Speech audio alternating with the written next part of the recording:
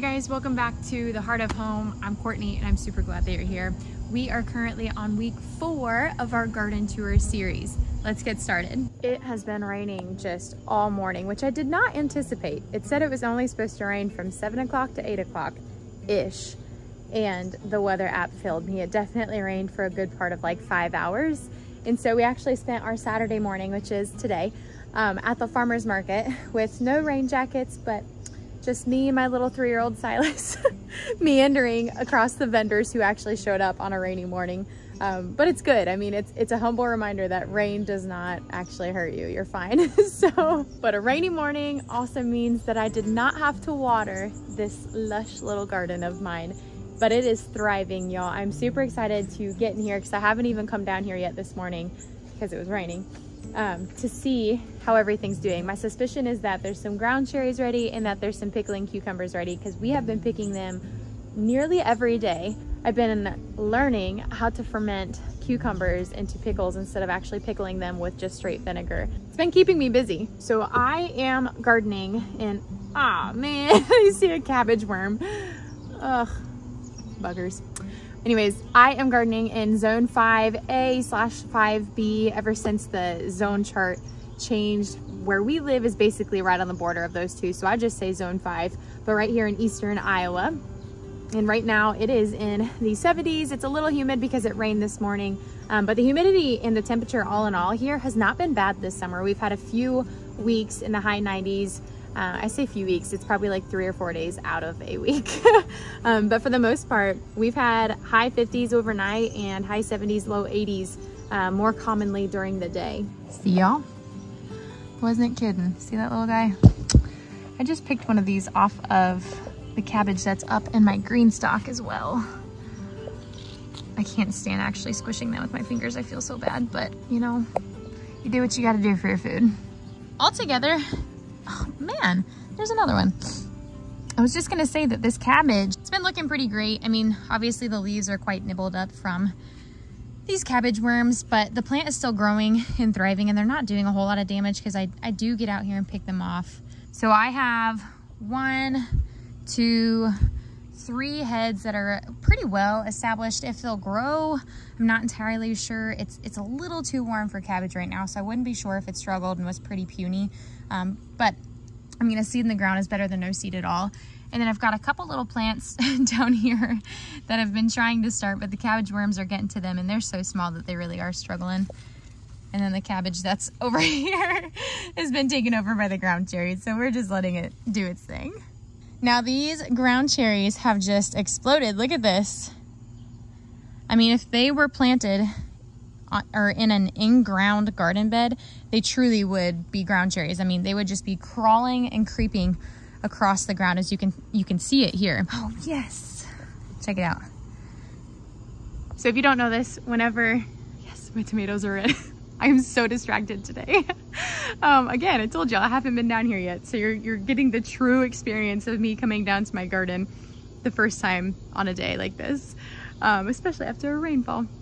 So a ground cherry gets its name literally because the fruit of this plant falls to the ground. You'll see it's dry compared to the other little fruits on the plant. They're green, so when it's yellow, it's dry enough that it falls off the plant, lands on the ground, and that means that it's ripe for eating. And these are the best little garden blessings, let me tell ya. Check it out, y'all. We have been waiting for this since what, the first or second garden tour, so a couple weeks now. I'm actually going to pick these. How exciting. These are my first tomatoes.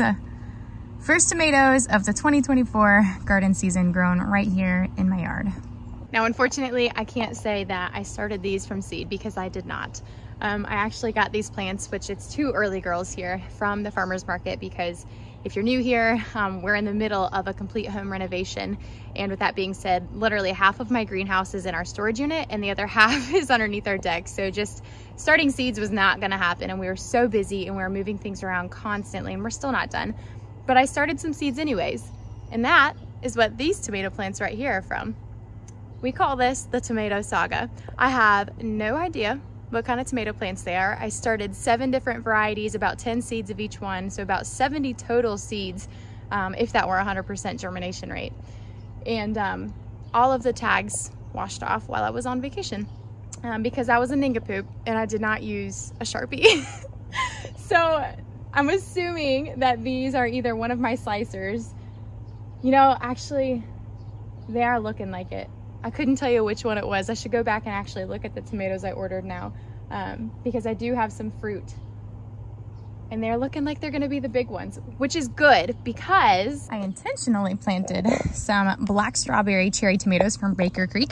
And then I also did the Jersey Devil tomatoes, which are more meaty. They're not technically called aroma on their website, but I definitely consider them aroma. Also, looks like something was eating on that guy. Hope I don't have any hornworms. I haven't even checked for them yet. And those things freak me out.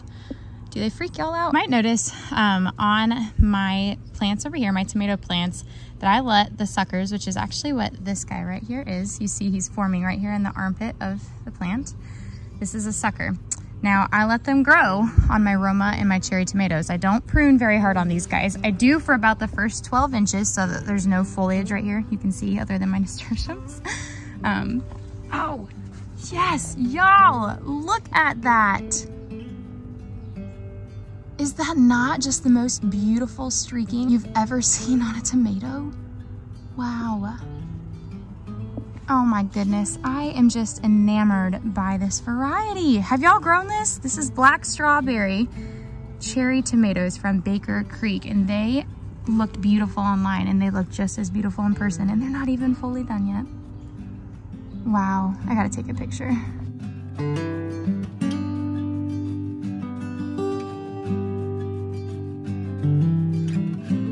So the reason that I don't prune these is because gosh, this whole video should just be nicknamed Courtney's ADHD going off the wall as she can't pay attention to what she's saying because of the fruit that's exploding in her garden. Anywho, I don't prune my cherries or my Romas because when you prune your tomato plants, aka take the sucker out of the armpit, you are encouraging the plant to make bigger fruits, to put more energy into the fruit that it's going to produce off of one stem or one stalk, the main stalk. But with cherries and Romas, you're not really growing them for size, and if you are, that's interesting. Let me know why. Whereas a slicer or like a black creme tomato or those beef boys or the celebrities, those tomatoes, those are the ones that you want to grow for their size because they're slicers. You don't want puny ones of those because you could just grow Romas or cherries in that case. And so you would prune those tomato plants because you want the plant to put all of its energy into the fruit that it's producing. Whereas when you don't prune, the plant is going to create multiple main stalks, which means it's going to put off more flowers, more fruit, which means they're going to be a little less in size, but nothing noticeable. It's going to do what the plant was naturally able to do because you're not manipulating where its energy is going. So pretty. I have way too many tomato plants planted over here because we still don't have our other garden bed, which I've been saying, I hope it gets done, I hope it gets done. Which I have the compost for y'all. It's actually out in the driveway, but it got all rained on this morning, so it weighs a ton. But I was hoping that I could transfer some of these tomatoes over there. But instead, I'm just gonna let these guys grow and do their thing until I start to see that they're having issues with space or with disease. So yes, the other thing that just distracted me were these beautiful little cucumbers. So this is actually a pickling variety that I got from the farmer's market as well. I do have cucumbers that I was starting. However, they germinated pretty quickly and the seedlings got a little bit too leggy before I had these garden beds done. And so I did put them in my green stock, which I can show you guys. But they're just struggling. It's not really a plant you'd want to plant in the green stock. You could if you had a way for it to trellis. I have about 8 or 10 different pickling cucumber plants in here. Again, I'm the queen of overplanting in one space.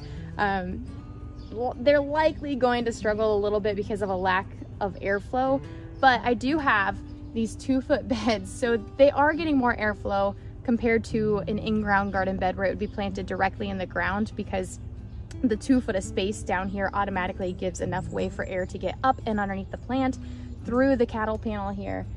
So I'm just keeping an eye on that. As soon as I start to see disease, I'll probably cut some off and thin them out a bit, but at this point I'm not worried. Cucumbers don't last a super long time, they're not gonna last through the entire season. While sitting here, I saw my first mini Persian cantaloupe. That's what this beautiful guy is right here. He looks quite fuzzy. I've never grown cantaloupes, but it looks like I am going to be successful. There's another one way up there. This is actually one of my favorite little spots to crouch down in the garden, because I'll see if I can get you guys down here. It's probably gonna be a little bit blurred, but when you look at the garden from this view, I literally feel like I'm in a troll movie.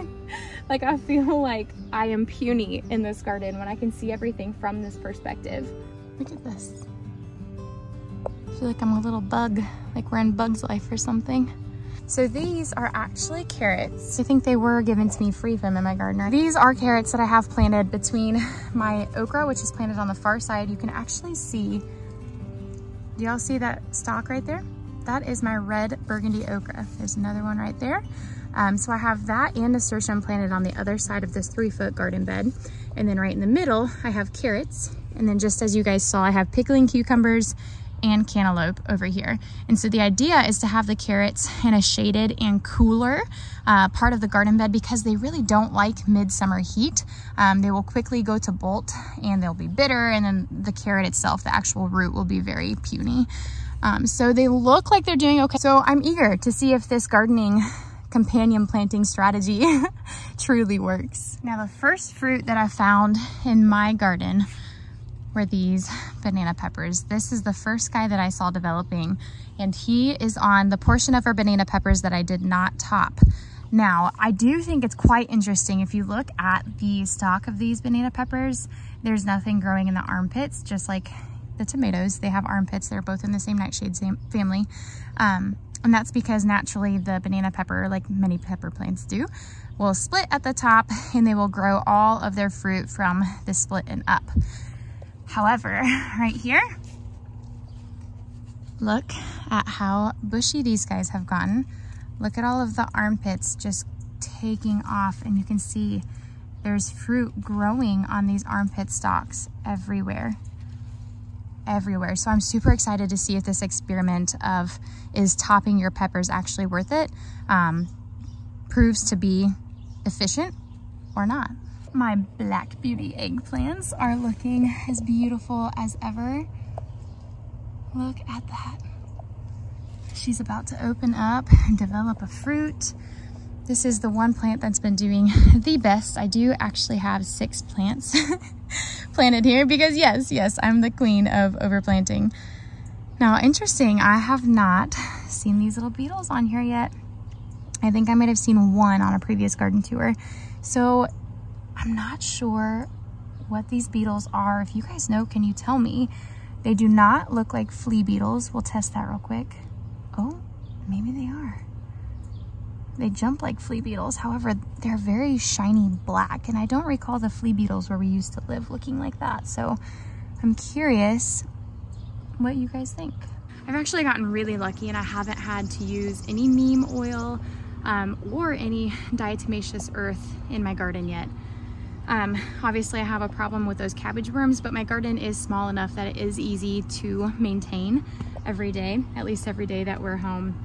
And these beetles, whatever they are, truly aren't stunting the growth of my plants. I mean, they're far enough developed. And now if these were teeny tiny little plants, that would be more of an issue. My tomatillos are just towering, y'all, and they keep showing off. Look at these. I mean, I've already got so many little fruits that are developing, and yet these blossoms just continue. I mean, every time I come out here, this plant is taller and taller and taller and putting off more and more and more. So it looks like I might need to work on stabilizing this guy to the cattle panel over there. I just used these tiny little tomato cages that I have that I never actually use for tomatoes because they are not sufficient for tomatoes. They're actually better for things like eggplants and pepper plants. You know, these actually kind of remind me of those lanterns. What are they called? Where you light the fire and the lantern floats into the sky. That's what I think of every time I look at this plant. Oh, that's a really big wasp. Ooh. I don't do wasps, and I literally just about fell on my tush running away from that thing. It probably wasn't flying at me, but you know, I don't even risk it. So a lot of people will use grass clippings or some wood chips that they have had sitting in their yard, some straw. It totally depends on what kind of farmer you are. I actually threw my old worm bin in here, the one that the worms struggled to survive because I left them in the heat. I threw that in here, so you'll notice that I actually have a shredded cardboard. I'll show y'all. And it's actually doing a really great job. I think I might actually just stick to shredding cardboard and using that as the coverage in my garden. Because not only does it provide great coverage, but it does decompose really, really well. The worms love it. It's easy for them to decompose. It holds moisture, but it doesn't pack together like paper would. And it's easy to plant into. And seriously, y'all, I mean, it's gonna decompose by the end of this season. So I won't even have to worry about it next season. It'll just become food for the soil.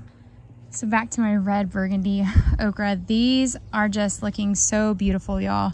I saw a bloom out here actually the other day, and I know on last week's garden tour I said I can't wait to show you guys what the blooms look like. Oh no, I think it fell off because there's the fruit starting right there. That's the beginning of the okra.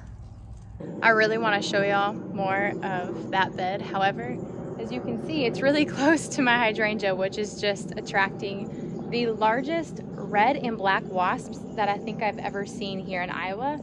I can't tell if they're just spider wasps. I think they're not small enough to be a spider wasp. I have no idea. However, we're just gonna have to catch that other bed that's full of beets and Swiss chard and all that on a different garden tour. Another day, another few inches that my sunflowers have just taken off. You'll see there are heads forming on these. I do have 5 plus 2 little small resilient little guys down here.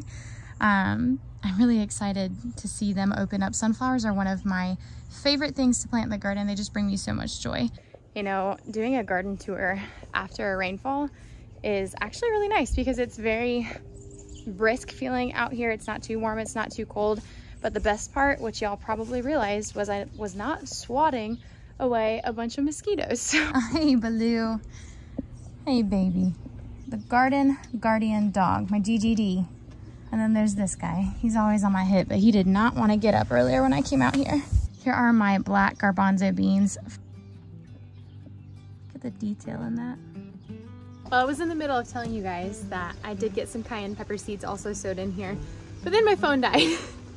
And in the midst of my phone dying and charging, I laid some grass seed, watered it, and then it decided to rain again. My strawberries are finally starting to really bush out and take off. I wish that the fruit was producing. I had one plant that actually produced a couple little blooms and strawberries off of it. So I was waiting and waiting and waiting for the strawberry to ripen. And I came out one day just expecting it to be done, and the bugs got it. What bugs, I don't know. Or maybe it was a bird, I have no idea. But they did get it, and that was the only one that I've seen actually ripen. These are new starts. They were the daughters of mother plants, or the runners, and they were mailed to me from a lady on Etsy of all places. And so I will actually include a link in the description to her Etsy account where you can buy some strawberries if you'd like. I believe she has everbearing and Junebearing if you have a preference. But I will also include a link for this green stalk. I have been eyeing these things for years off of other gardening role models that I have on the social media world. And I finally bit the bullet this year because our garden beds weren't completely done, and I had seeds that needed to get in the soil, and I couldn't just plant them in ground because we have dogs that have free access to our yard and a 3-year-old. And so I bit the bullet and I bought one of their newer additions. This is the weaved basket green stalk. It is one of the newer ones. I believe that they have this brown color. I think there's like a navy matte blue color. And then I just got an email to be put into the drawing essentially of being able to choose the next green stock color. So there is more colors coming as well. This company is a small family owned business and all of their products are made right here in the USA. If you click the link in my description, you will get $10 off of $75, and it's for any of the green stock products. It doesn't have to be specific to the green stock. So if you already have one and you want to get a tarp, or you want to get a spinner or some wheels for the bottom, some other little gizmos and gadgets, you can use it on that, and you can stack it on top of any other promos going on. So definitely don't want to miss out on that. These things have been a blessing, and I really look forward to getting another one. So it wasn't a full garden tour, but it definitely was enough to hopefully keep you guys satisfied. I've learned that if I give you guys a complete garden tour of like every plant in my garden and landscape, that the videos tend to be way too long. So I apologize for that. I am just honored to be able to share my garden with you guys, and it's so fun because there are people who are interacting and commenting, encouraging me and just talking about different plants that they also grow or something new that they've grown, or being encouraged by a plant that I shared with them. And so I just want to say thank y'all. Thank y'all for motivating me to continue to do this, and I pray that it just blesses your socks off. So I am gonna head inside and be mom now that my 3-year-old is up from his nap. And I'll catch you guys on the next video. See you next time.